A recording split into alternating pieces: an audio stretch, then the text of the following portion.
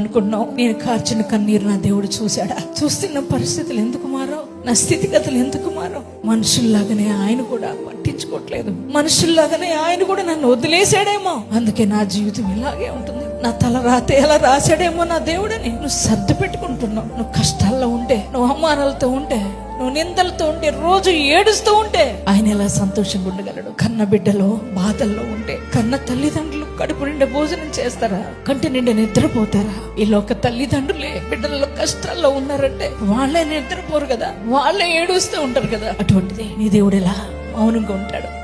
నువ్వు బాధల్లో ఉంటే నీ దేవుడు ఎందుకు సంతోషిస్తాడు?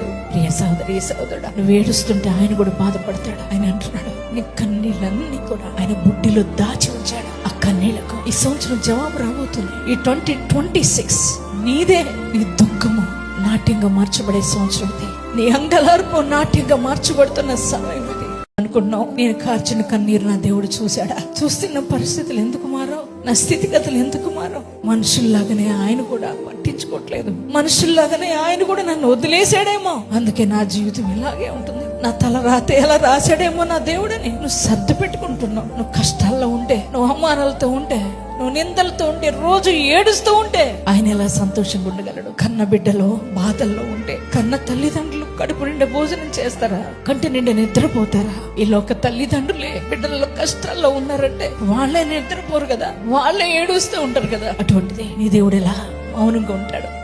నువ్వు బాధల్లో ఉంటే నీ దేవుడు ఎందుకు సంతోషిస్తాడు? ప్రియ సహోదరి సహోదరుడా, నువ్వు ఏడుస్తుంటే ఆయన కూడా బాధపడతాడు. ఆయన అంటున్నాడు, నీ కన్నీళ్ళన్నీ కూడా ఆయన బుడ్డిలో దాచి ఉంచాడు. ఆ కన్నీళ్లకు ఈ సంవత్సరం జవాబు రాబోతుంది. ఈ 2026 నీదే.